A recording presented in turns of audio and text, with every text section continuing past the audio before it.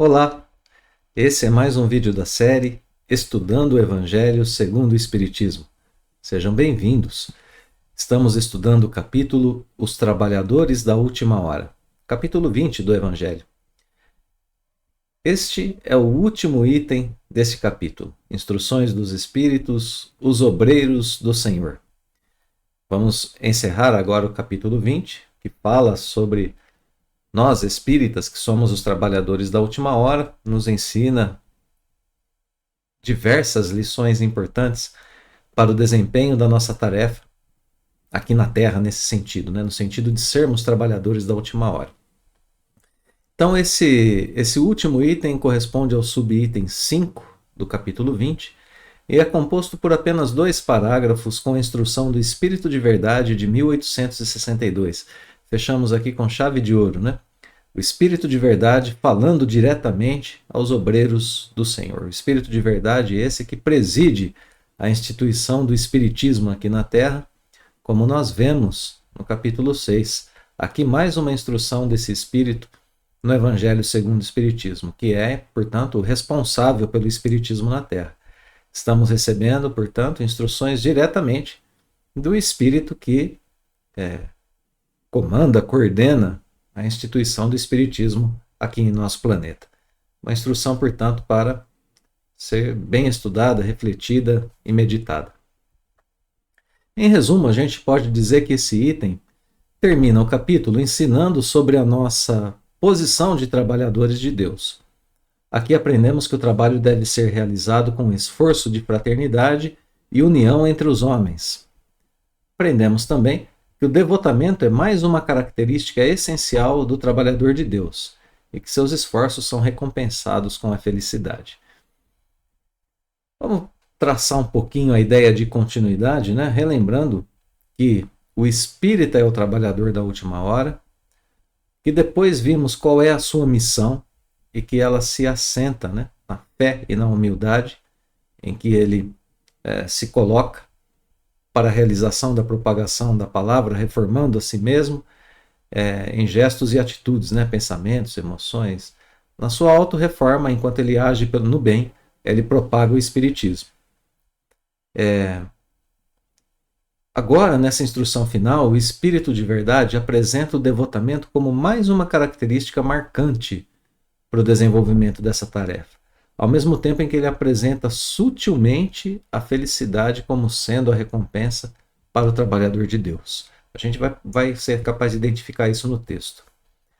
Ideia de continuidade, Antes a missão, no item anterior à missão, agora o obreiro, o missionário. A gente tem aqui o tratamento para os dois.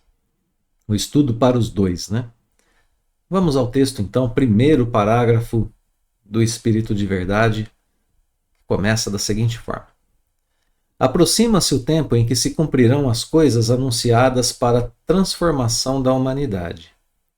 Ditosos, felizes, prestemos atenção no vocabulário, serão os que houverem trabalhado no campo do Senhor, com desinteresse e sem outro móvel senão a caridade. Seus dias de trabalho serão pagos pelo cêntuplo do que tiverem esperado. Ditosos os que hajam dito a seus irmãos: trabalhemos juntos e unamos nossos esforços, a fim de que o Senhor, ao chegar, encontre acabada a obra.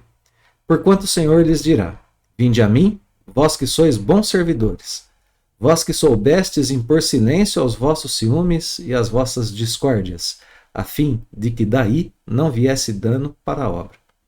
Mas ai daqueles que, por efeito das suas dissensões, houverem retardado a hora da colheita. Pois a tempestade virá e eles serão levados no turbilhão. Clamarão: graça, graça.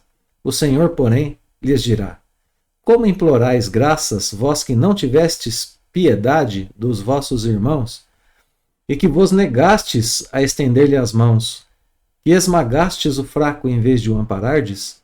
Como suplicai graças, vós que buscastes a vossa recompensa nos gozos da terra e na satisfação do vosso orgulho? Já recebestes a vossa recompensa, tal qual a quisestes. Nada mais vos cabe pedir. As recompensas celestes são para os que não tenham buscado as recompensas da terra. Então, eu vou começar hoje quebrando um pouquinho o protocolo, né, do parágrafo. Eu vou começar pela última frase para a gente poder voltar no começo e entender o que está sendo colocado pelo Espírito de verdade aqui.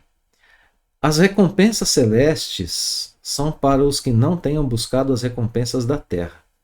Então aqui a gente tem uma contraposição entre o que é uma recompensa celeste e o que é uma recompensa da terra. As da terra a gente já sabe que estão sendo descritas, né, um pouquinho antes. A gente vai voltar nisso. Então, guardemos essa contraposição e voltemos ao início do parágrafo. Uma nova referência à mudança dos tempos, que é feita aqui pelo Espírito de verdade. Transformação da humanidade em H maiúsculo. A gente pode entender aqui por humanidade o conjunto dos espíritos encarnados e desencarnados que estão na Terra. A transformação da humanidade é algo predito. Não há como manter velhos vícios e costumes. É predito por uma lei de Deus, a lei do progresso. O progresso é lei. A transformação da humanidade virá, não tem jeito. Acontecerá. Se transformará para melhor. Irremediavelmente. Graças a Deus, né, que é assim. Então, o anúncio da mudança e depois na sequência. Felizes serão os que houverem trabalhado para essa mudança. Aqueles que não tiverem interesse em outra coisa senão a caridade, senão essa mudança. E aqui uma referência ao começo do capítulo. Se seus dias de trabalho serão pagos pelo cêntuplo do que tiverem esperado. Eu vou retornar aqui, vou correr bastante o texto para a gente voltar ao início do capítulo 20, os trabalhadores da última hora, e a gente lembrar que o que está no começo do capítulo é uma parábola. Essa parábola aqui é a parábola dos trabalhadores da última hora, na qual a gente não vai ler a parábola, mas a gente vai lembrar do contexto, né? Vários assalariados foram levados para a vinha do Senhor, enquanto que alguns chegaram para o trabalho apenas na última hora do dia. Apenas na última hora do dia. O homem saiu a assalariar trabalhadores e alguns chegaram à vinha, logo às 5 da tarde foram os últimos que chegaram. E esses que chegaram por último receberam salário exatamente igual aos que chegaram antes dele. 1 denário. Era um dinheiro ali da época, né? O nome do dinheiro da época, denário, uma moeda, né? Corrente na época de Jesus. Então agora a gente vê aqui, ó, ditosos serão os que houverem trabalhado no campo do Senhor. Fazendo outra vez referência à vinha, o campo do Senhor, a vinha lá na parábola, o campo do Senhor, a mudança aqui na terra. Os felizes nesse tempo de mudança serão aqueles que tiverem trabalhado pela caridade e movidos apenas por ela. Notem, né, que a gente tem todos os elementos aqui. O trabalho, que é o campo do Senhor, o trabalho na caridade. Aqui a gente está ligando essas questões à parábola. Então, lá na parábola, o trabalho é esse, o trabalho na caridade. É o trabalho pelo reino de Deus. E qual é o salário? O denário, a moeda, é a felicidade. Felizes serão aqueles que tenham trabalhado. Receberão como recompensa, como salário, a felicidade. Aqui se fala sobre a felicidade real, a felicidade conquistada além das coisas terrenas. Lembramos a contraposição lá do final do parágrafo, né? Felicidade que não está nas coisas terrenas, a felicidade ou a alegria das coisas terrenas se dissipa com a transitoriedade das coisas terrenas. A gente tem um celular novo, uma roupa nova, se desgasta com o tempo, amanhã já não é novo mais. E o nosso quinhão de alegria com essas coisas passa. Com o corpo, né, físico, e assim, tudo que é da matéria acaba tendo esse caráter de alegria passageira. A felicidade que está sendo colocada aqui é a felicidade real, a felicidade duradoura, a felicidade que não se perde, a felicidade perene, né? Bom, segue o texto dizendo que o trabalho é um trabalho em equipe. A gente começa o nosso trabalho na caridade, mas a gente convida outras pessoas para trabalhar conosco. Isso é um aspecto muito bonito do reino de Deus, né? Jesus não quis trabalhar sozinho aqui na terra. Elegeu apóstolos para trabalharem junto com ele. A questão do aprendizado, a questão daquilo que pode ser compartilhado por alguns que sabem um pouco mais, outros com alguns que sabem um pouco menos. E assim todos vão criando ali condições melhores para o trabalho no reino de Deus. Segue o texto. O Senhor dirá: vinde a mim, vós que sois bons servidores, vós que soubestes impor silêncio aos vossos ciúmes e às vossas discórdias. O tratamento direto para o trabalhador, né? A fim de que daí não viesse dano para a obra. Interessante a gente notar que a doutrina espírita não pede por trabalhadores perfeitos, mas pede que seus trabalhadores cuidem do seu âmbito interno. Silêncio ao ciúme e à discórdia que nós temos em nós, que é fomentada por diversos tipos de más inclinações. O convite do Senhor aqui é dirigido àqueles que tiveram então duas características: trabalharam e silenciaram suas imperfeições ao ponto de se unir ao próximo, ao seu irmão, em fraternidade. Então a gente tem aqui um quadro muito bonito para a formação da mudança do mundo, né? A gente cala as nossas imperfeições para que elas não atrapalhem nosso relacionamento com o próximo, enquanto recebemos a caridade também, porque muitos momentos a gente vai ser necessitado da caridade. Esse primeiro parágrafo é bem denso, né? É muito bonito, é uma mensagem do espírito de verdade. Como a gente disse no início, é um espírito que tem uma elevação intelecto-moral muito grande. É um espírito perfeito. As palavras dele precisam ser bem compreendidas. Então vamos continuar mais um pouquinho ainda nesse parágrafo 1. Na sequência do texto, a gente tem uma advertência a quem não age dessa forma.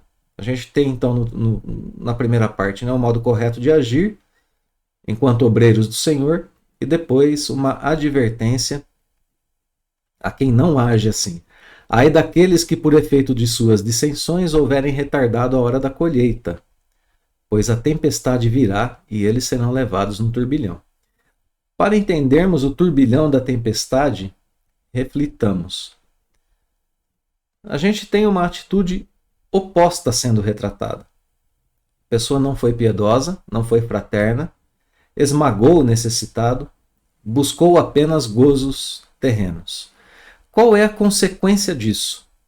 Se o pagamento para o trabalhador é a felicidade, a consequência para isso é a infelicidade. Aqui a gente tem uma importante reflexão sobre o pagamento que Jesus cita na parábola, né, dos trabalhadores da última hora. Lembrando, não é o denário o dinheiro, mas sim a felicidade. O denário não é o pagamento, era uma figura de linguagem de Jesus. Era a felicidade. Então, serão levados no turbilhão da infelicidade aqueles que não tiverem trabalhado. Claro, imaginemos a situação. O planeta se modificando, as pessoas sendo mais fraternas, mais felizes, as pessoas agindo em caridade umas para com as outras, as injustiças, as iniquidades cedendo às virtudes humanas. E a pessoa tentando agir de forma contrária a isso e não conseguindo mais. Não vai ter mais a condição da pessoa se elevar, dela prevalecer, atendendo aos seus interesses e inclinações mesquinhas, porque a sociedade será uma sociedade fechada, una na fraternidade e no amor. Infelicidade para esse que se sentirá deslocado nesse mundo novo. Se sentirá uma pessoa que não, como alguém que não faz parte desse mundo, né? Esse que não foi obreiro não participou da mudança, portanto não progrediu. Descobre tardiamente a possibilidade das graças espirituais e aí então se frustra. Além de tudo isso, frustração por não ter desenvolvido meios em si de alcançar essas graças. Não sente felicidade, não recebe o pagamento do obreiro. Aqui está o turbilhão da tempestade. O estado interno de frustração e tristeza dessa pessoa que vai implorar a graça de Deus e que ouvirá de Deus. Por que você está implorando graça? Você não teve piedade Você negou estender as mãos ao seu irmão, esmagou o fraco, como a gente estava dizendo agora há pouco, em vez de o amparardes. Porque como você quer suplicar graça, né? Você buscou as recompensas terrenas e já as conseguiu. Você já teve o que merecia. Claro que esse espírito continua a sua evolução e progresso de outras formas, né? Talvez em outros mundos até. Em outros mundos de provas e expiações, porque o nosso será um mundo regenerador quando isso acontecer aqui na Terra. Então a gente tem que impulsionar essa mudança primeiro em nós e depois para que ela se espalhe pelo mundo todo. Então esse parágrafo aponta as características dos obreiros de Deus na Terra e as benesses de seu trabalho, assim como a consequência para os outros, para os que não são trabalhadores. Nos dá advertências, né, de como cumprir a nossa tarefa, orientações. Belíssimo parágrafo, parágrafo muito bonito, inclusive, com a profundidade do texto do Espírito de Verdade. Vamos ao segundo parágrafo que encerra, né, nosso texto. Deus procede nesse momento ao censo dos seus servidores fiéis e já marcou com o dedo aqueles cujo devotamento é apenas aparente, a fim de que não usurpem o salário dos servidores animosos, pois aos que não recuarem diante de suas tarefas é que ele vai confiar os postos mais difíceis na grande obra da regeneração pelo Espiritismo. Cumprir-se-ão essas palavras, os primeiros serão os últimos, e os últimos serão os primeiros no reino dos céus. Deus conhece intimamente todos os seus filhos e contabiliza nesse momento seus servidores fiéis. Começa assim o parágrafo. Portanto, o obreiro deve ser sincero no desempenhar de sua tarefa. E ele mostra sinceridade no devotamento. Olha aqui a virtude que a gente citava no início do nosso estudo. Devotamento, essa entrega com tudo que a gente tem para o cumprimento da tarefa. Não é interessante a gente notar aqui que é o trabalhador mais devotado para esse momento do trabalho, né? O salário vem depois, um pouco depois. Claro que a gente vai já adquirindo alegria durante o trabalho de Deus, que não pode ser um trabalho triste, tristonho, né? Um trabalho cinzento, um trabalho que nos leve a maus sentimentos. Então a gente vai tendo o nosso quinhão de felicidade enquanto trabalha, mas a felicidade plena é para depois. O denário completo vem depois do trabalho, né? Vai sendo conquistado aos poucos.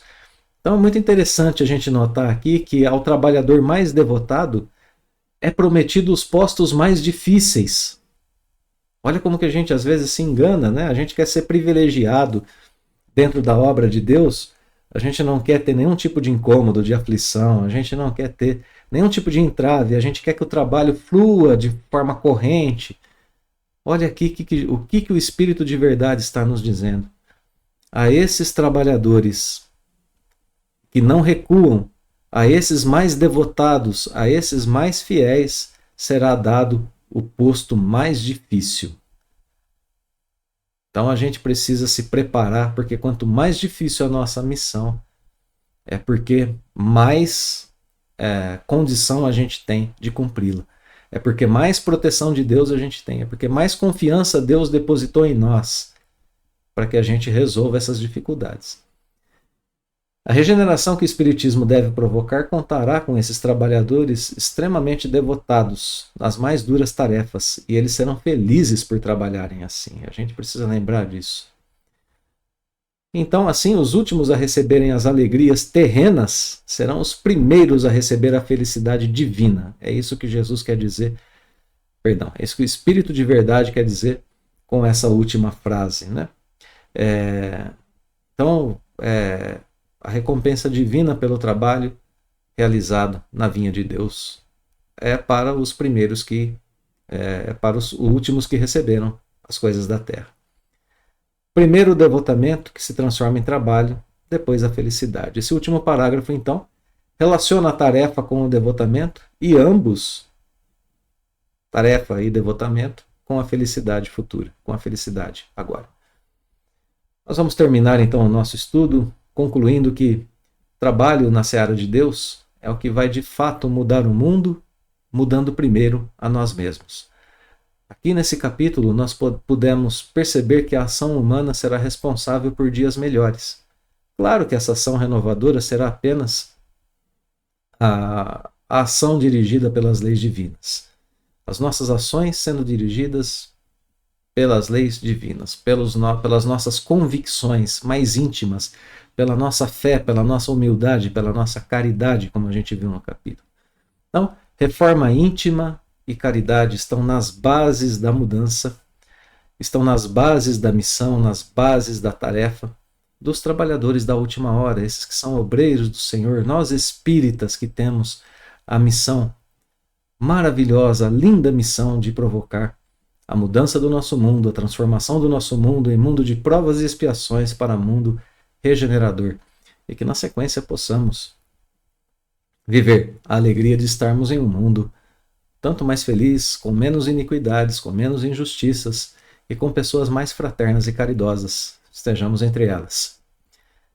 Como sempre, o nosso abraço fraterno a todos os corações amigos que nos acompanham. Fica esse abraço fraterno com os votos de que Jesus nos abençoe hoje e sempre e com o convite para a continuidade dos nossos estudos. Então, queridos irmãos e irmãs, nos vemos em breve. Até a próxima semana.